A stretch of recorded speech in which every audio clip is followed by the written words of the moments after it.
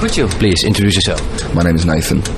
From the band? Whitey. Could you tell the story again about that, like the midget? Oh yeah. It's what kind of movie was that? It's a very frightening 1970s horror film called Don't Look Now, which features a terrifying little dwarf in a red jacket. And the whole film they're chasing the guy. Yeah, for the whole film, this man is attempting to catch what he thinks is a little girl in a red jacket. And at the end, he realises it's in fact this hideous dwarf with a big knife that kills him. And we've just seen that self-same hideous dwarf in a red jacket in the corridor of this building, which is quite disturbing. Who produced that movie then? Nicholas Rogue. Okay. Are you into movies? I am, yeah. Really? I really am, yeah. I'm an amateur script writer as well. That's something I like to fiddle around with. All right. Could you name some? Well, no, I'm an amateur. Just you didn't release anything? No. This is like, I'm saying this is like something I'm trying to learn it, basically. Do you think they will ever bring out a movie within now in a couple of years? I'd love to. I mean, if this goes as planned, I'd like to go to the New York School of Film and do a 3-month intensive screenwriting course, which I've got the prospectus for at the moment. So it's in my brain. All right. Because you can, as you know, you can do 3 months there without a visa, which is exactly the right length to do the course. Yeah. So okay. I might do it. Wow. Where's Whitey from? What, me? The band, yeah, you. Well, it's not essentially a band. I played everything on the album. Oh. I have a live band. Multi-instrumentalist. Yeah, I have a live band who come and do the gigs with me, but the album is just me. Apart from some of the drums. All right, you did it all then. Like singing, composing, recording, producing, everything. Everything. And playing and do the cover, painted the cover. Jesus Christ! One-man band. All right. Wow. How did you grow up with this then? Like starting making music? I've always liked to make a bit of music and paint and write and do everything really. Did you get that from your parents or something? I don't know. I'm adopted, so maybe not. Right. I don't know. Maybe that's the point. Yeah, it could be. Could have given me a boost, I suppose. I think so. This is a debut album, isn't it? Yeah, it is. It's going to be out soon? It will be out in England on March the 24th. Hey, how can you know that? And I don't. I saw it on the bio. Yeah, March the 24th, and there'll be and there's also I think probably PS. It looks like now, but at the very least with Vital, there's a Europe-wide release on the same day. It looks like now. Okay, the album is called a really long title. I think one of the longest titles ever. Let me have a look. The light at the tunnel, light of the end of the tunnel is a train. How did you come up with that one? I don't know. I thought it was. It had a streak of black comedy in it. I quite like it. Just when you think everything's all right, that's when you're really, really screwed. It's the basic idea. Could you give an example for that?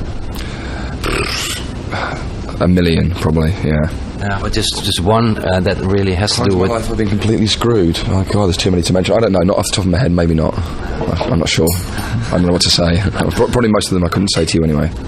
So we have some fans over here now. No problem, man. No problem. No problem. Just eat your good food. It's not much, but looks great. Hey, when did you start writing the songs for this album?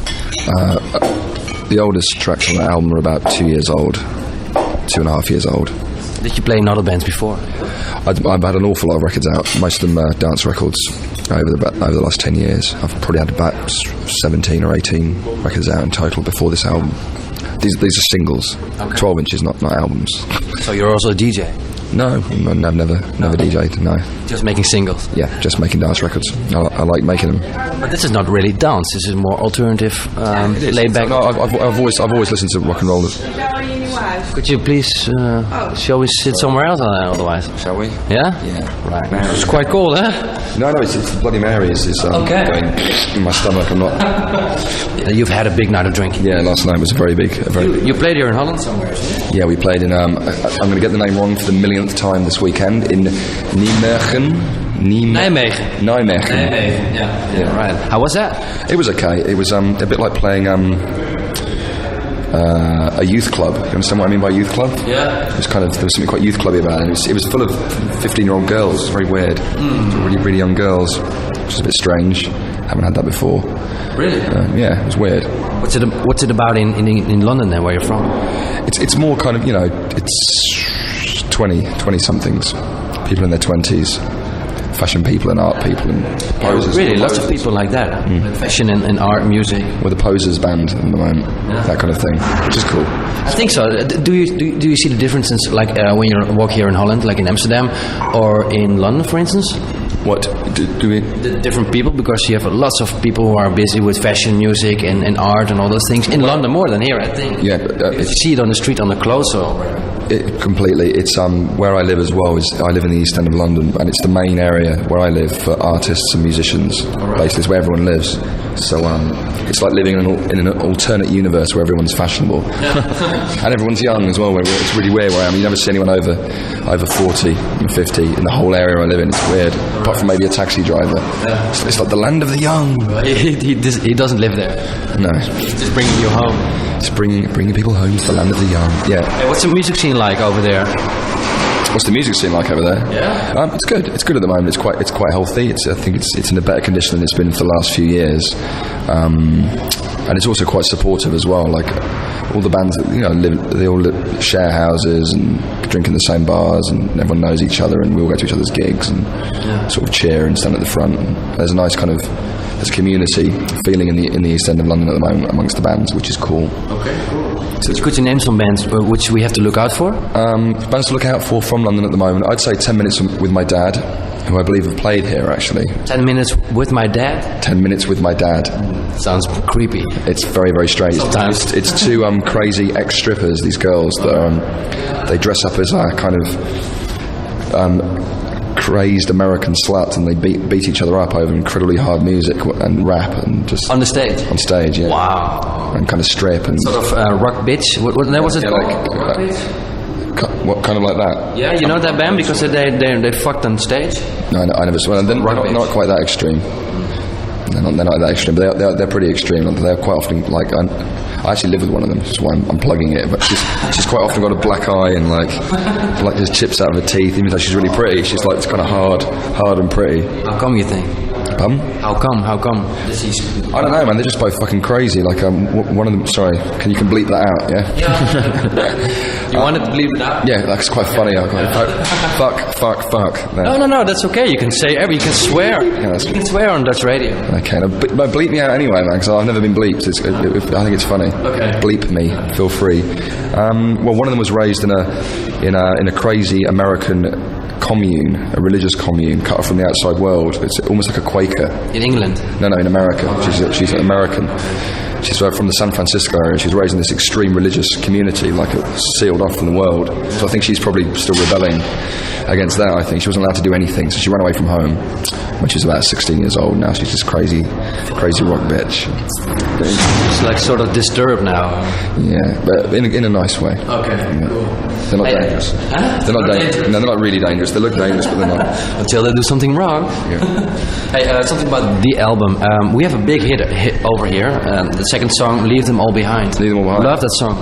We'll be doing that tonight, actually. Okay. It's that's people know that one wherever we go, which is encouraging. I think it's very easily recognisable from the keyboard hook. So and because it starts with just the keyboard hook, it's a good way of it's at the midpoint in the gig, which is good. So people they get confused by the stuff they don't know maybe, but they still dance to it anyway. And then when that kicks in, they realise they do know a track by you, and they get more excited. They think, oh, this is a band we've heard, as opposed to who are these guys? It kind of gives them a boost. Yeah. So I like doing that one. You're pretty blowing up in England, isn't it? Right now in the press and everywhere, people really love you. It's gone really, really well in England. As I was saying to you earlier, the album has just got extremely good reviews, even from mainstream press like Q magazine. Wow. It's a 4-star album across the board. Radio 1 is the national radio station of England, and we're doing a live show on Radio 1 in a couple of weeks' time to the whole country. Cool. I don't know. I've just signed to the same manager as the Yeah and the Liars in North America. Just played. We were flown to New York to do a gig. Got signed up over there. Yeah, it's all working perfectly. You mentioned you go on tour with the Yeah. It looks like it. Yeah, we will be. Pretty big in America. They are pretty big in America. It looks like we'll be supporting them when they come to England as well on their English tour. Wow. When are they coming? I'm not sure yet. It was mentioned to me the other day. I think they're coming in April, but I couldn't swear. Nice chick? Yeah. Sorry, got distracted. No problem. Hey, the album's coming out pretty soon. I wanted to talk about some lyrics. For instance, the title of this one.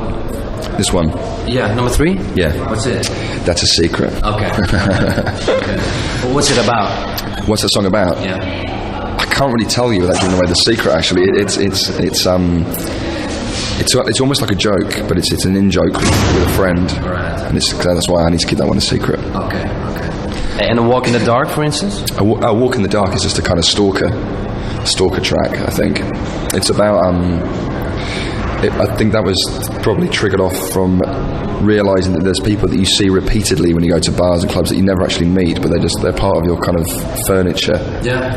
You see them every time. Yeah, you see never them, talk to them, and you've never ever talked to them. No. Do you know what I mean? And you'll forget them. One day they won't be there anymore, and you'll forget about them quite quickly, and you'll never realise they've gone. Yeah. They'll just kind of fade out and disappear. Which that's what that's about. Do you really care then? No, you don't. Of course, these are strangers. But it's just a subject you thought I will write a song about. Yeah, write a song about that. You're also a journalist yourself, isn't it? I have worked as a journalist in the past. You do? I'm not currently a journalist. I was the assistant editor of a magazine.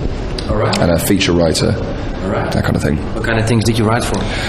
I wrote for the magazine. Yeah, what kind of magazine? It was an arts and fashion and music type magazine. You know, the usual.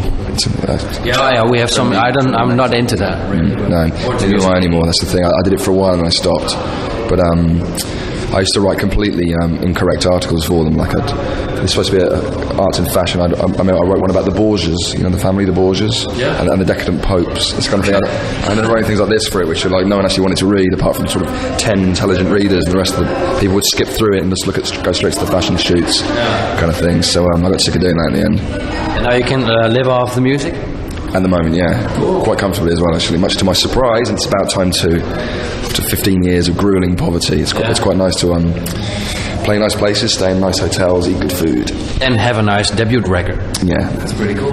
Thank you. Hey, what's your favourite song on the record? My favourite song on here would probably be the title track. Okay, the last song. Yeah, I think it's the nicest one. It's the most sophisticated track on the record.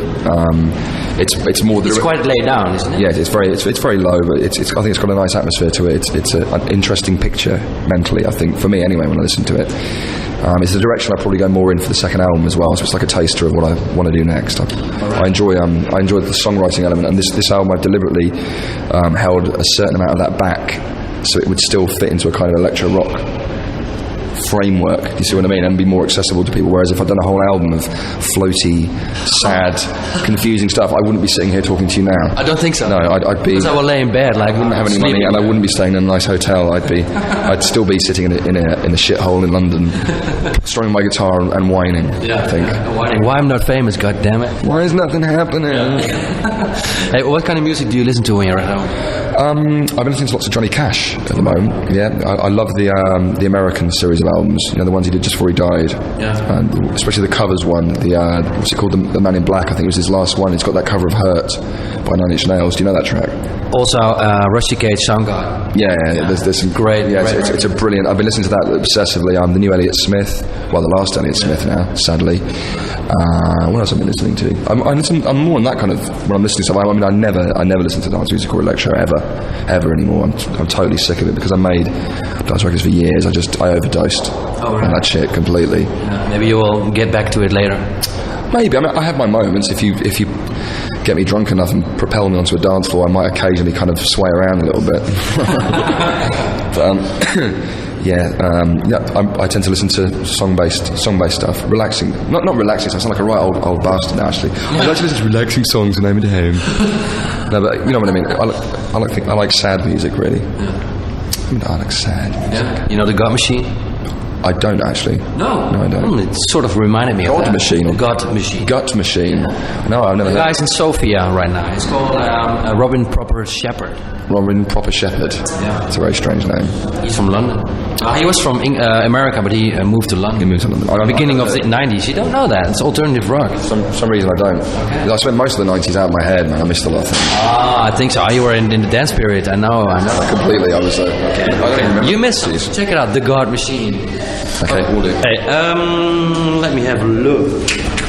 What's the band live like? Very noisy. It's all real live drums and everything? Or? Real live drums, two guitarists. The vocals are different in general to how they are on the album. Sometimes it's actually really rough. It sounds more like the Jesus and Mary chain meets Daft Punk or something. Cool. It's quite... When can we see you here again, Nolan? I don't know at the moment. I will be coming back because we are... We are going to license it, have it out here, so it will be necessary to come back and do a promotional tour, but I wouldn't imagine I will be back here for a month or two. I'd say we'll probably be back around April. Festivals? Definitely. Yeah. Which ones? You know already? Don't know yet, but we're going to do every festival we can get our hands on this year. And, we've already got some offers coming in. Actually, no, I'm coming back here to do the Diesel Music Awards. Here in Holland? Yeah, in Holland. Never heard of that. Neither have I. Okay. But We'll check it out. It's a good fee, and I'm a slut, so I'm going to do it. Maybe get a free pants. Yeah, hooray! Boo, boo. Diesel suck. Oh no, don't broadcast that bit, man. I'll lose the money. Thanks, man. It's a pleasure.